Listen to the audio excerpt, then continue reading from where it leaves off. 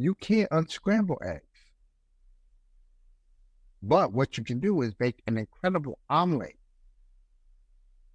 So you can spend time trying to figure out how to unscramble the egg, which is representative of the past, which is you thinking about that. Or you can spend your time making an awesome omelet.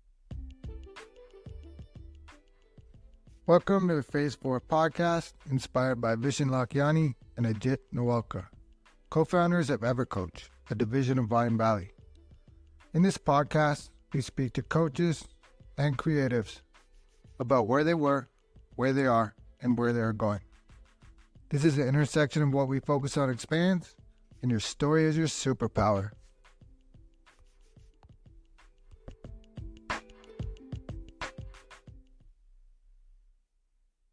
My guest today is Jay. He is a grief recovery consultant and a motivator that helps people find their hidden gifts. If you guys know me, some of the wisdom that I speak here, my mentors, Jay has a lot of very similar mentors, and so you're going to hear that as we speak today. But we're going to talk about grief, but we're also going to talk about mindset, motivation, and inspiration, and how reframing things can help us reframe our entire reality. So Jay, welcome to the podcast. JP, thanks, man. I appreciate you having me. Yeah, I appreciate it too. And so I always love to just kind of start with, tell us a bit more about yourself and what you do. Well, I am a grief coach that specializes in what I have coined as grief empowerment. I have a particular theory called the Greig Empowerment Theory. And the whole thing circles around things like positive psychology, stoicism, affirmation, and belief, which is the core unit of making a change to your mind. Grief empowerment means that you can take anything you've gone through and you can actually use that as fuel. I combine a little bit of my philosophy with a little bit of understanding of science. I'm not a scientist, so this is more of a metaphorical thought process. But I equate what a lot of what I do to the science of physics. Physics, there is something called the law of conservation of energy in physics. And what that law states is that energy can never die. It cannot be created, nor can it be destroyed. But it can be manipulated. And the human brain has an immense amount of electromagnetic energy. It's been seen through EEG machines, fMRI technology. Our brains roughly make up about 20% of all the energy that our body uses. If that's the case, the energy can be manipulated, even though our minds, in the limbic regions of our minds, the amygdala, it manifests the emotions that when the feelings come out, anger, sadness, frustration, whatever, and the grief, those feelings can be rechanneled. The feelings will never be of a situation where you can transform them to be happy thoughts. But what you can do is you can find out the lessons that you have learned within that thinking. And as I tell my clients, there is always a blessing hidden in the broken pieces. You just have to look for it.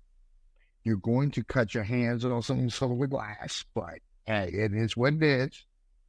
But ultimately, when you get to that point of understanding, then you can use that negative raw energy, repackage it, and repurpose it into a fuel to allow you to go to incredible levels. I speak to a lot of my clients by letting them know stories of people that have done it. There's one thing about humans, JP. You know us, man. We have to. We have to. Somebody has had to have done it. Yeah. A story that I like to talk about a lot is you know the artist Eric Clapton, the guitarist.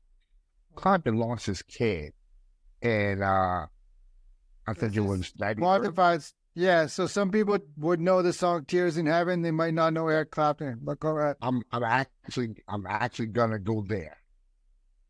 That's all right. Let me explain something. He lost his son Connor to a terrible accident, and when he lost Connor, he almost stopped writing music. But he ended up writing a song which became an homage to Connor. It became a way to honor. The song was called Tears in Heaven. Tears in Heaven won Eric Clapton 3 Grammys. It became a multi-million success. Then, and I believe a year later, it was listed by Rolling Stone magazine as one of the top 500 songs of all time. And the reason why I bring that up is because Clapton didn't know it, but he was displaying the Greig Empowerment Theory. He found a way to take the challenges, the grief. Listen, the grief of the outside, because when you're a popular artist, everybody wants to know something about you or thinks they know everything about you. Then he had to couple that with the internal grief he was feeling for the loss of his child. And through that, he penned this incredible hit that would have never been written if Connor had not died. Yeah. Gabor Mate, or Gabor Mat, you know the guy? Gabor Mate. Gabor Mat, yes. I never know how to say his name, but he's talk about trauma like a little bit like this, where he says, if you actively do something, his example was protesting, right? You're protesting. He was actually using George Floyd example, people protesting, an open wound, but in the moment, actively doing something to reframe it. And so part of that to me is like where God's coming through, they're acting, you're present in the moment, dealing with it head on, right? And same with the Eric Clapton story, where dealing with it head on by writing a song, paying homage to him, and instead of just keeping it inside and letting it eat away at you. Right. The reality is, if you decide to keep it inside of you, you make a terrible mistake because, see, here's what's interesting. A lot of people don't understand that indecision is still a decision. If you decide to stay stagnant, if you decide to let life circumstances anchor you, well, life is not going to stop moving just because you stop moving. Life's going to go on. As a matter of fact, it's going to get worse. What happens is the monster of grief gets larger when you choose not to do anything about it. When you choose to let the grief take advantage, and what happens is you have allowed the winds of fate to simply create your decisions for you. And now you will feel like a victim. You may have been victimized by whatever has happened, but victimization is an action. Feeling like a victim is an emotion. All emotions, as I said earlier, can be manipulated. So, how are you going to choose to manipulate that emotion? Is it going to work to your advantage?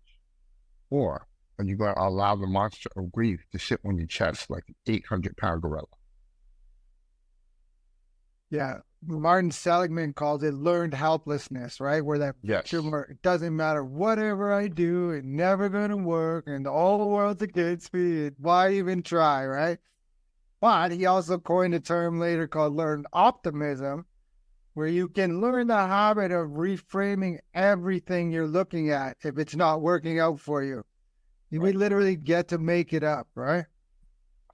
And that is what's interesting about that is that people don't realize that the past is a concrete circumstance, but the future is malleable. And you have the opportunity to create a future based off of information from your past, but it doesn't have to be a replica of your past. It can be a 2.0 version of yourself. But you have to make that agreement with yourself in order to do that. Yeah. I mean, it's understanding that you can allow what has happened to you to take control of your world. Or you can grab the reins. Let me give you another example of a person that did this. Okay, back in the day, back in 2003, Brett Favre from the Green Bay Packers, he played a hell of a football game. It was a Monday night game, and he was playing the Oakland Raiders. Man, he destroyed the Raiders 42-7 in that game. But he did that 24 hours after his father died from a massive heart attack. You know, most people would have just said, you know what, I'm done for the day, I'm going to so wallow. He chose to take that negative energy. I mean, the man had 377 yards in the game, 4 touchdowns in the first half alone. You know, the point that I'm making in this is that the pain will not subside. But how we choose to use the pain can work to our advantage. What can work against us? Again, metaphorically speaking, the laws of conservation of energy state that energy never dies. So because that energy never dies, it has to be rerouted somewhere. Our spark of belief will allow it to transform from the negative energy that it is to a more positive energy that can work to our advantage. And like I said, there are so many examples of people. I mean, Buster Douglas knocked out Mike Tyson. You know, I mean, everybody's gonna right. Who thought that was going to happen? You know, I love Tyson's line. Everyone has a plan until you get punched in the mouth. No, you know, I mean, I was reading about Isaiah Thomas from the Celtics, and where he used to play on the Celtics. You know, Yeah, but big part of the Toronto Raptors too. He was like in the management when we first started here. He was a big part of that. And you know what's crazy was in 2017, you know, he was playing the Bulls. The guy drops like 33 points on the Bulls, you know, and that happened to be 2 days after his sister died from a car accident. You're talking the young one. I'm sorry. And then, like, I think a week later he was playing the Wizards, and the guy dropped 53 points on the Wizards. Wow. And that happened to be on the birthday of his passed away sister. You see, the point that's being made is that we can make the choice to allow the challenges to totally overtake us, or we can allow the challenges, the fight to become a fuel that will bring us to the next level. And like I said, my concept is called the Greig Empowerment Theory. And with that, I let people know that the challenges, nobody is disregarding the pain you feel from the challenge, the hardships. But what I'm saying is that nothing can be done about that. So, or nothing can be done about the past. The only thing that can be done is how you choose to move forward. And one of the analogies I like to use with my clients is that you can't unscramble eggs. But what you can do is make an incredible omelet. So, you can spend time trying to figure out how to unscramble the egg, which is representative of the past, which is you thinking about that. In there, you can spend your time making an awesome omelet for a great meal. That's preparing for your future. Yeah. I think there's a thing with like pain and suffering, right? You could feel the pain of, if we're talking about my father dying 10 years ago, I can feel the pain, but to carry it still and suffer now, I don't know how's that going to serve. And then the moments the other way where you see the person like coming through, right? You're talking about Favre, and I think Tony Dungy, something happened too, and then he went to a Super Bowl the next day. Right. Yeah, right. I'm in Toronto, and the Maple Leafs, a defenseman on the Maple Leafs this year, he never scores goals. His dad died, the next day he scores a goal, and then 2 games later he scored again. And it's like, he said that one of his things, he wanted to do that for his dad. Let me just say that Bruce Lipton quote, because I got it up now, and then I'll go back to you. But it says, the moment you change your perception is the moment you rewrite the chemistry of your body. And that's absolutely true.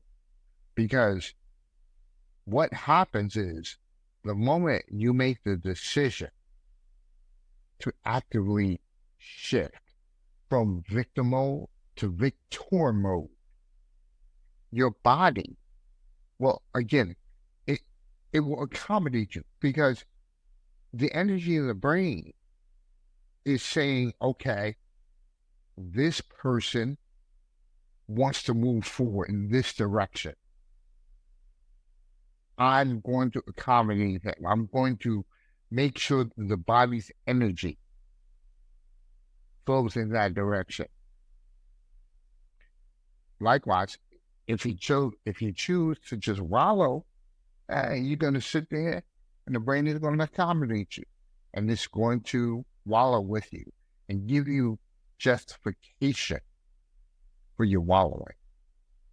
Because again, the mind is going to do everything to make you feel right, even when you're wrong. Yeah. It wants you to just be safe and not do much, right? That is correct. This happens to me every single time I go running.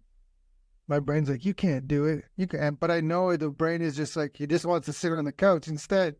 And it's like, still doing it every time still. And it's like, whoa, like, I know it's a game now, but it's like, stop. Leave me alone. Well, it'll never stop. Let me tell you something. And here's what's interesting. I am a big part of what I do with the Greig Empowerment Theory. When I talk to people, when they say, well, what about the voices that I'm constantly dealing with in my brain? And when I tell them, that is incredible fuel for your back pocket. For instance, I like to work out. And when I'm hitting a really nasty set, where I'm having a hard time getting it out, well, guess what? I'll think about some craziness that happened to me. And then I will get the weight up and turn around and say, you know what? Thank you. Because if you had done me dirty, I wouldn't have had that energy. Yep. And then you put that right back in your back pocket. I tell my clients, when you start thinking, when you think the grief that has happened to you, you confuse the grief. The grief wants you to be so mad that all you're going to do is counteract. Yeah. But when you say, man, I appreciate the fact that this happened to me. If it wasn't for you, yeah, man, I wouldn't be at the next level. And that's when the grief in your brain is so confused because it's like, hold on a second. I tried to destroy this man. He's thanking me for it. But that's, a part of my program and one of my speaking points. It's called mental judo. And it's because if anybody has ever known the martial arts form judo, it's a form that relies on leverage. It's not about strength. That's why you see 80-pound women flipping 200-pound guys, because leverage. When you use that form of leverage against the grief, at a certain point, you control it. The grief gets smaller.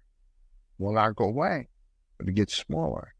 And it gets more. It gets easier for you to be able to say, okay, this happened. Here's what I'm going to do going forward. Here's how I'm going to address it. Here's how this is going to work. And you go from there. I got a story that goes with that, man. So I always run on this trail. Well, not always. I was running on this trail, and it's just a straight line out and back. But I got off of the trail, and I got lost. And I had to walk back to my car. It took me 3 hours. Like, I didn't know which direction I was going. My watch died. Nobody would stop to help me.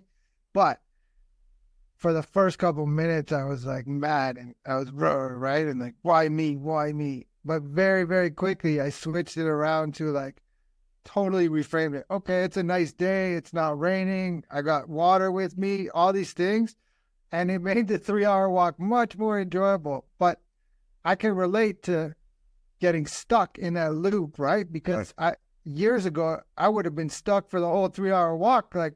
And then even after, 2 days later, 2 weeks later. Mad about it. Listen, JP, let me explain something. I've been there. Let me kind of explain to you the reason why I had this philosophy. I'd been married for 17 years. I know my wife, 26. She unfortunately died in 2016. And it was hard because after her death, then I found out all kinds of crazy things. Then I found out things about my friends. I found out all kinds of stuff. For years, I was so mad to the point where, let me tell you something, I was cursing at a corpse. You know what I'm saying? I would go to the graveyard and I would just yell. But then I had to realize after some time, nah, man, because she doing her thing, everybody else doing their thing. You the one that's sitting up here mad over there. Whose fault is that? And that's when I had to realize that you have to learn the difference between fault and blame and responsibility. Responsibility is the action that will create freedom. Responsibility allows you have the key to unlock the door with the responsibility. But blame and fault allows you to close the door of the cell behind you and make sure it stays locked. Because with blame and fault, everyone is looking to take their responsibilities and transfer them to you and make you responsible for their bad actions. If you fall into that game, then what you're going to do is accept those bad actions as reasons for you not being adequate enough. When in reality, it has nothing to do with your inadequacy. Right. But what it does mean is that perhaps, the group that you were associated with is not your actual tribe. Maybe friends, maybe family members, maybe people you've known for years. But the grief that you've gone through, it has changed you. And because it has changed you, you may need to look at the groups that you are associated with. Right. And find out if those groups understand where you are in your new normal.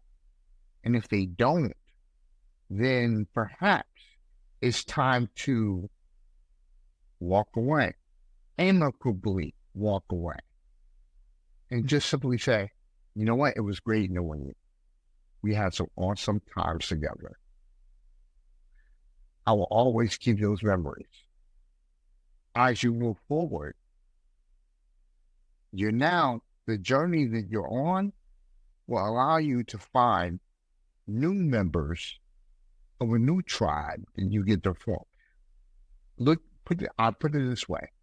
Everybody that I meet on podcasts or talk to or work with, they're all now members of my new tribe, a tribe that I never would have been associated with before my wife's death. But I'm now a podcaster, speaker, motivator. I'm doing things that run counter to the way I thought I was 44 years. I'm 52 now, but 44 was when my wife died. For that entire time frame, I thought a certain way. For a couple of years after that, I still thought that same way.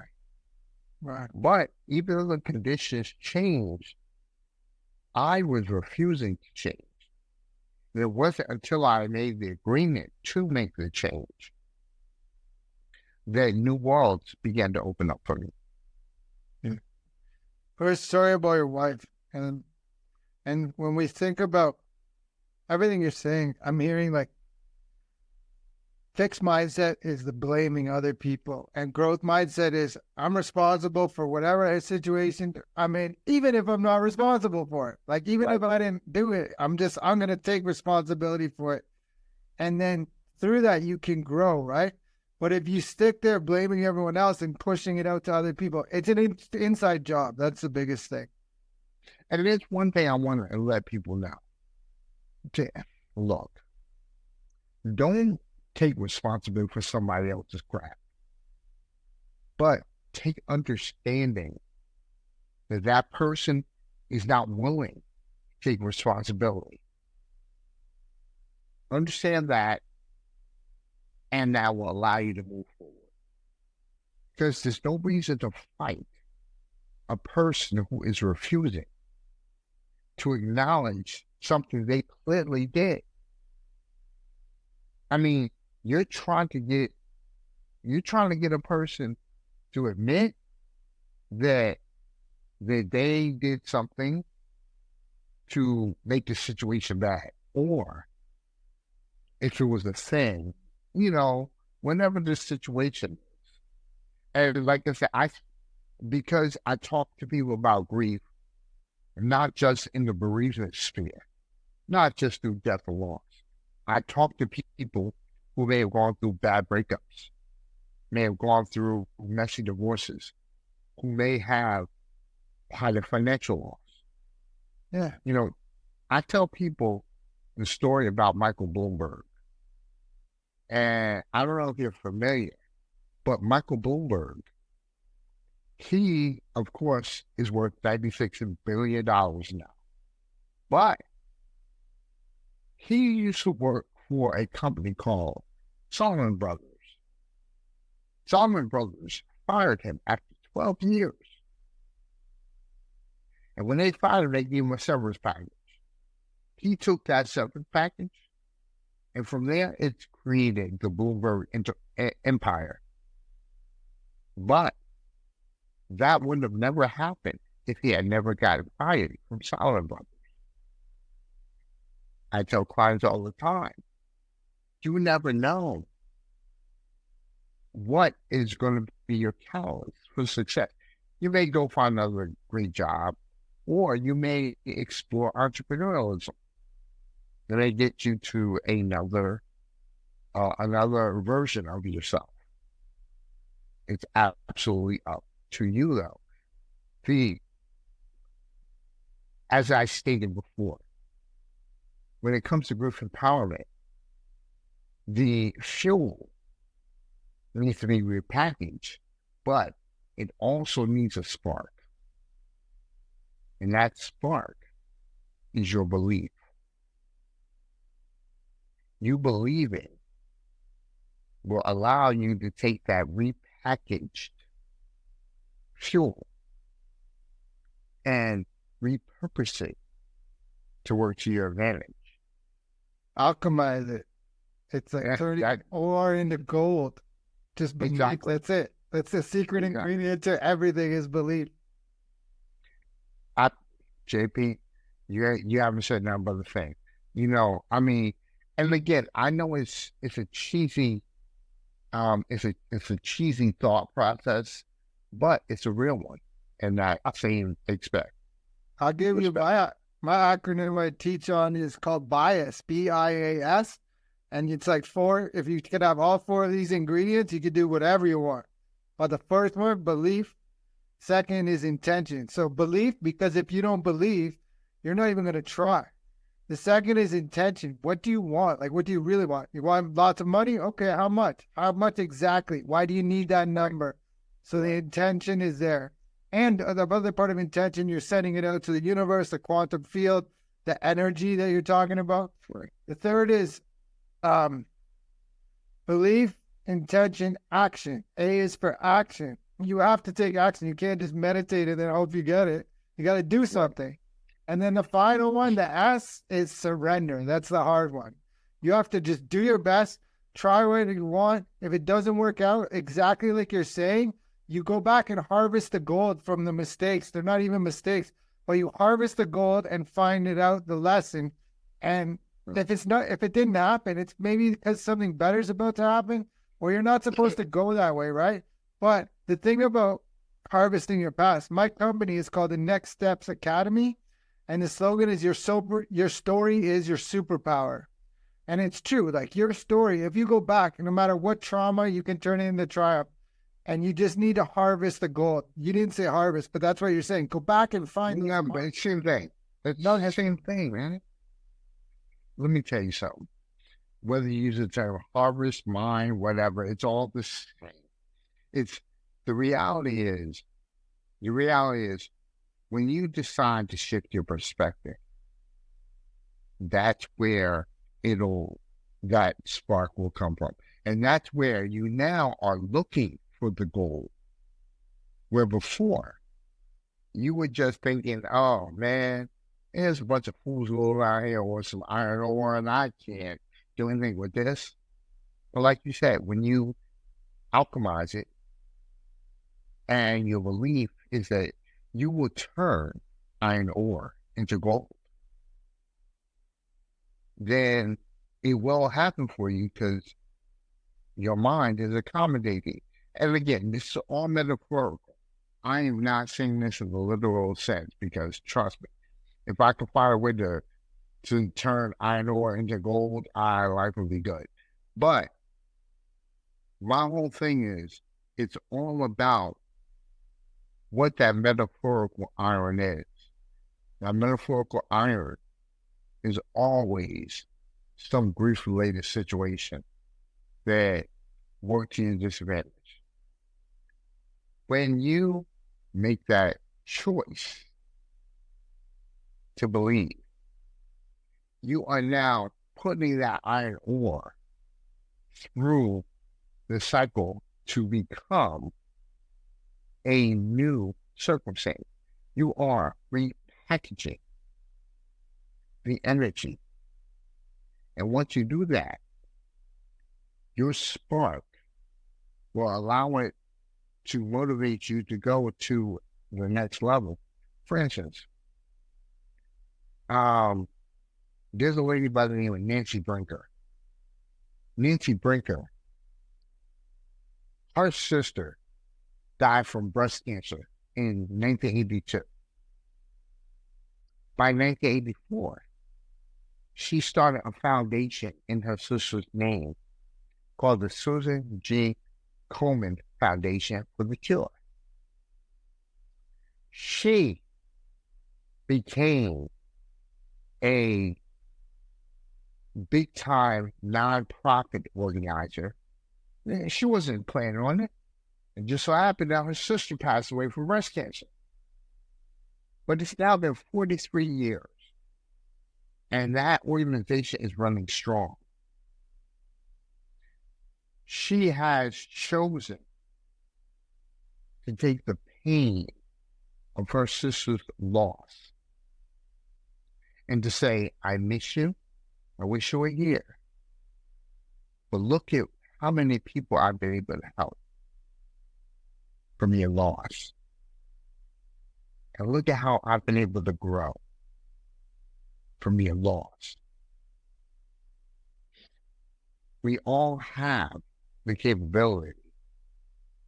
We simply need to understand how to use those challenges to our advantage. And then also realize that this is going to be an experiment. Why? Every time. We may have the intention when to start up a nonprofit, but we may run into some issues. So then now, either we give up the nonprofit idea or we find a way to morph it so that we can keep moving. And then eventually down the line, we may meet someone who can help us cascade the nonprofit on what we're doing. Maybe it just wasn't the time. Maybe I need to do something else. Maybe I need to learn something else first before I made the decision to be this person. Again, the way life works. Yeah. I mean, the way life works, it can be for or against you, but it comes down to how you choose to allow it to work to your advantage. Shakespeare said in Hamlet, he said, a thing is neither good or bad, but thinking makes it so. And it's like exactly what you're saying. There's this exercise I use with my clients called the 3 most important questions. It's from Mind Valley. But he says you get a piece of paper, you write 3 columns: experiences, growth, and contribution. So you fill out all the experiences you want to have over the next 30, 40 years, all the growth that you want to have, and all the contributions, giving back. And he said, if you can do these 3 things, not only are you going to be happy and fulfilled, but you're going to have a magical life. So I'm like, okay, let's try it. And I started doing this like 7 years ago, and it just keeps going like this. It's an ever increasing trajectory because here's the other part. It opens up the mind to look at things that you have never thought that you could even do. See, the opportunity you give yourself is based off the fact that you are now taking this challenge and you're remanifesting it, reframing it to allow you to see a bigger picture, to allow you to go to another level. It's not easy, like I said before, but it's, again, not supposed to be easy. When you go through some form of grief, if it's a loss, for instance, the person you lost, you're going through a mourning period. And that is a very difficult time. If it's a financial loss, when you're going to look at your bank account and the stuff's not there, it's interesting.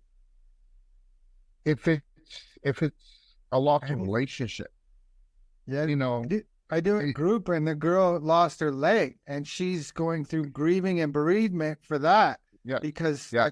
she's grieving a part of her body that's gone. I mean, I don't know if you're familiar with John James or Russell Freeman's work. They have a book called The Grief Recovery Handbook. And what is stated in it, there are over 40 different reasons to grieve. And what's interesting, loss of a body part or physical issue is one of the big ones. And even things like, for instance, I didn't even know I was grieving, but I was grieving. There's something called empty nest syndrome. Right. And my oldest daughter went away to college at Hampton. My youngest daughter went away to college. She went up to, oh my God, Brandeis. She went up to Brandeis for, so I'm alone. And it literally is just me and the dog. My wife's out there, nobody there, and it was crazy. But I had to learn that empty nest syndrome, it didn't mean that they left me.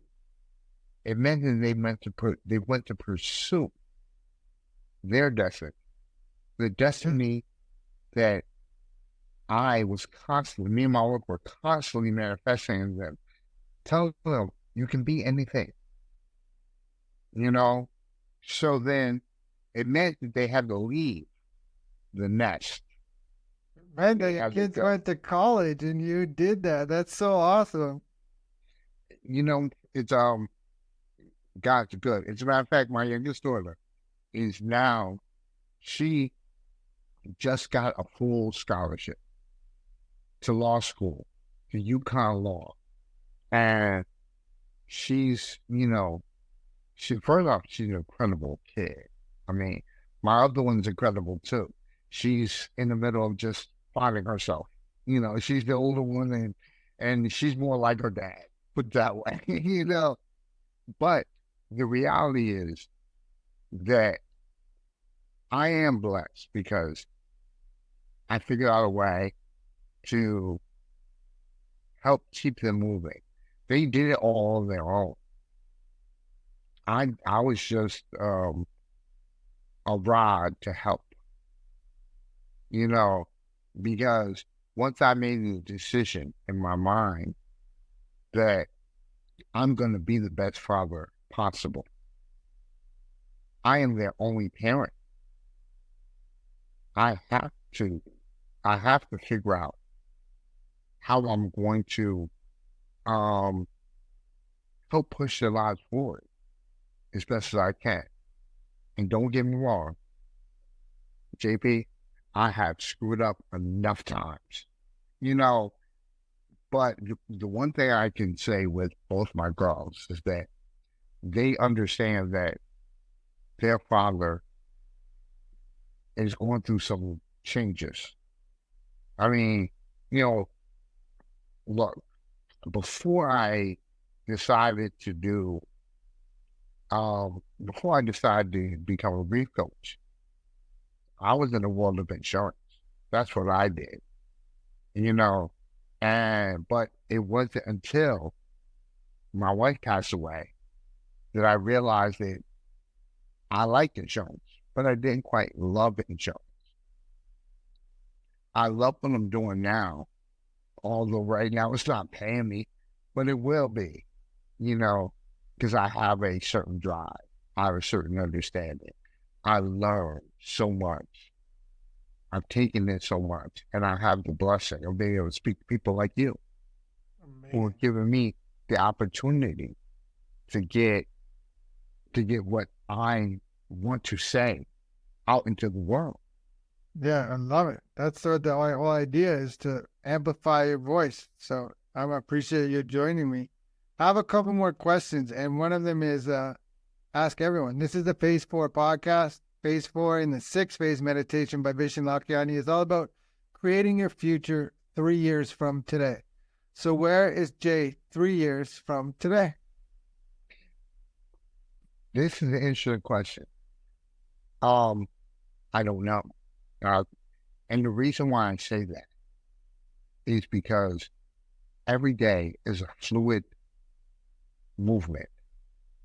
I know this much. I will be in a much better situation than I am in right now, 3 years from now. But yeah, I don't know. I have 2 podcasts now. Who knows? Maybe I'll have 4.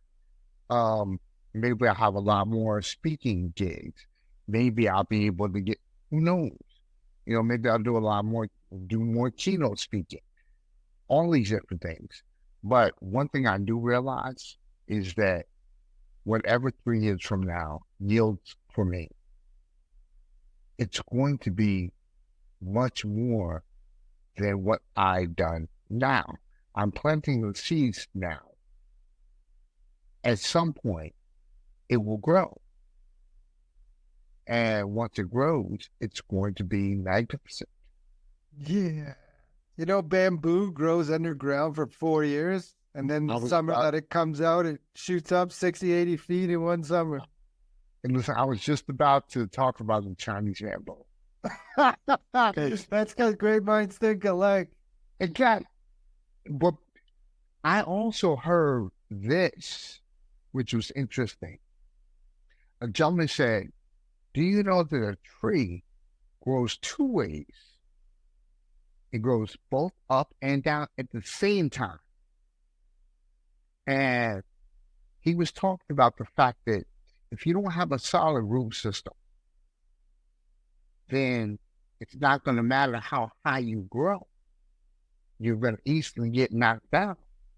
Right. But if you have a root system that is dug deep into the ground, in all of the darkness, in all of the crazy, but the darker it is, the more nutrients you get from it.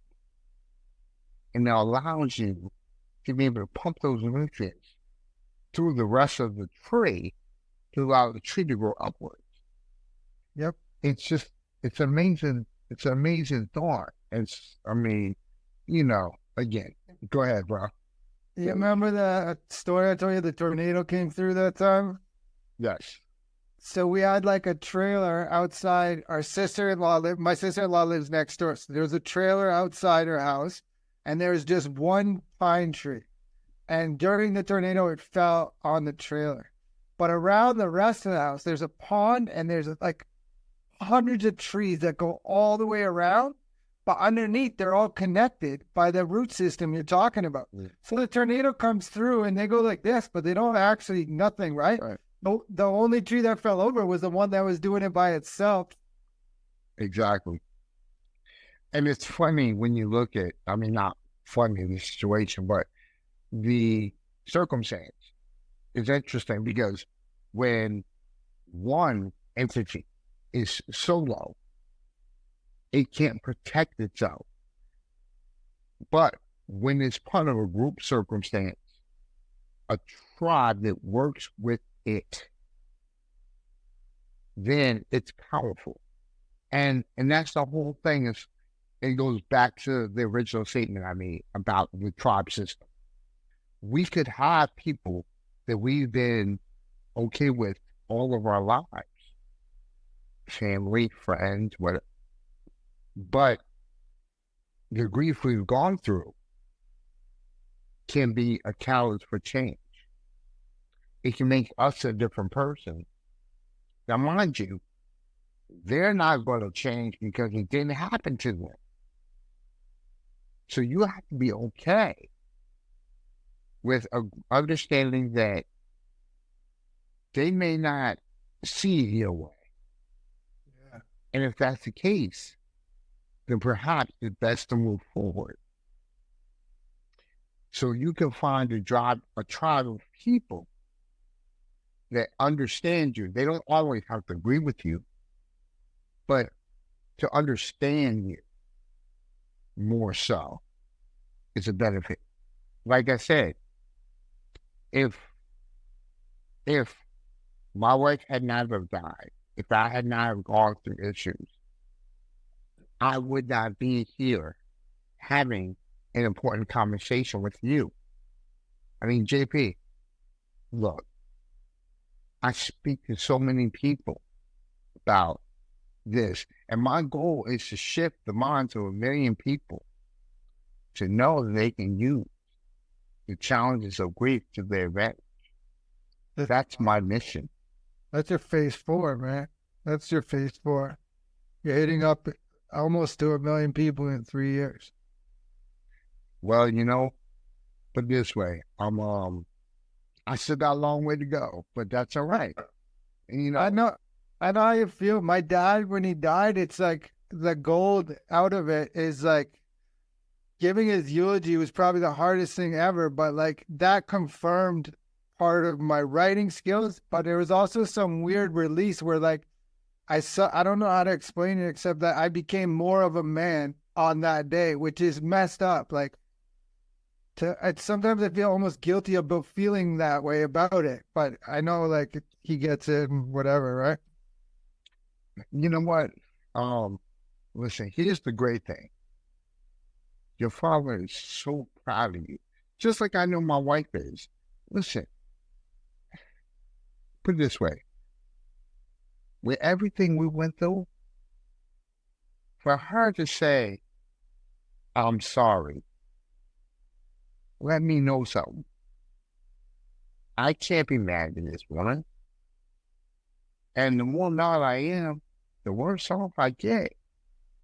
So, I'm better off using everything we went through as a catalyst for my growth.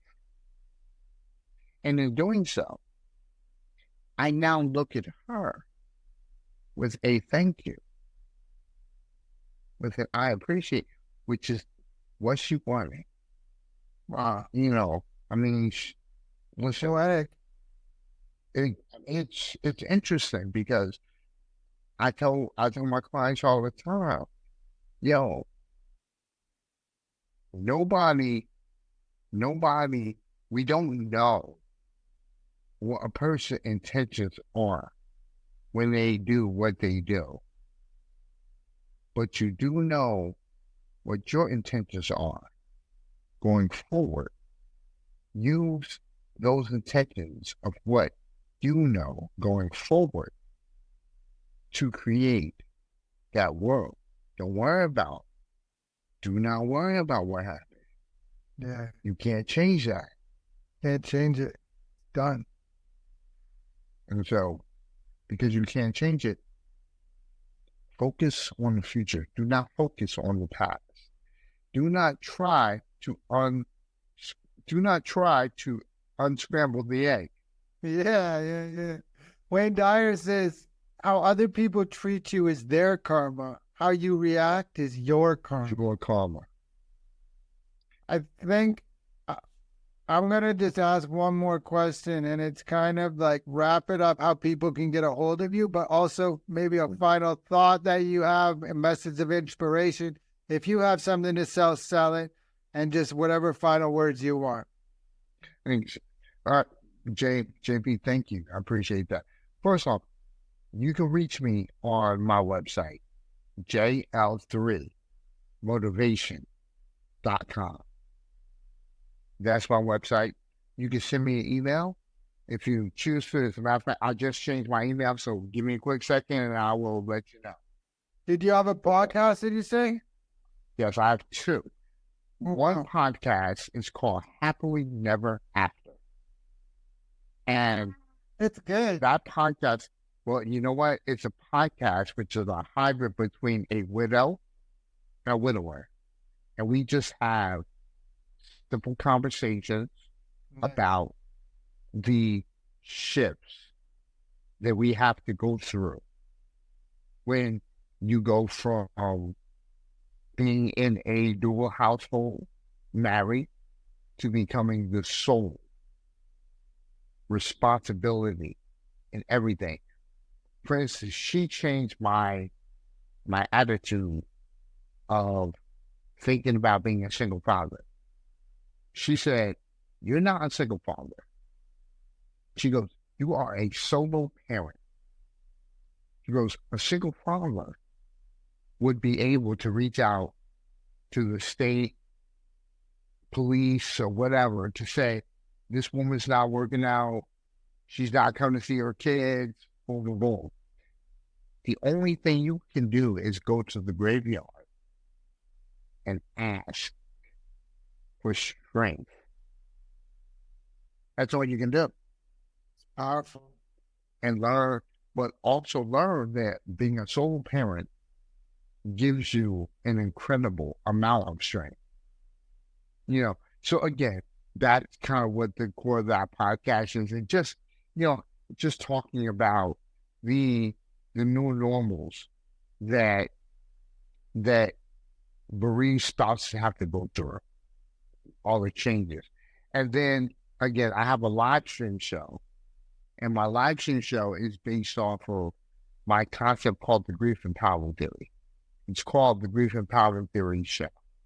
And it's a motivational show that highlights people who have used their challenges to allow them to move forward and to be able to create a spark. I have a YouTube channel. You actually, please go to my YouTube channel. It is called at Empowerment 0108. And again, it's Greig Empowerment Theory.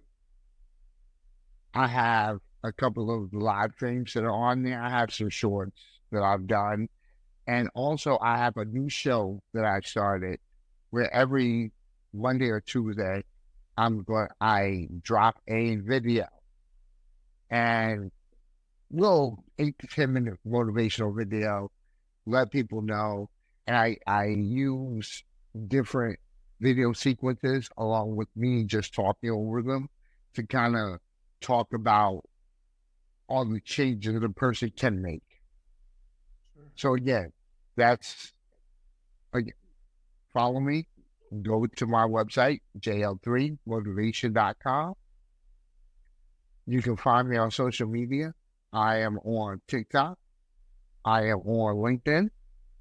I am on Facebook, Instagram, and let's see, TikTok, Facebook, Instagram, LinkedIn. We'll put it all in the show notes. We'll put everything. And YouTube, And like I said, please go to my YouTube channel at Empowerment 0108, because I want to be able to let so many people see that, you may have had a hard day, but take it down and look at a halfway decent video that may be able to spark you for going to the next one. Type of thing. Amazing. Jay, I'm so grateful for your time today. This was an amazing conversation. Thank you so much. JP, thank you for having me. I absolutely thank you for the opportunity.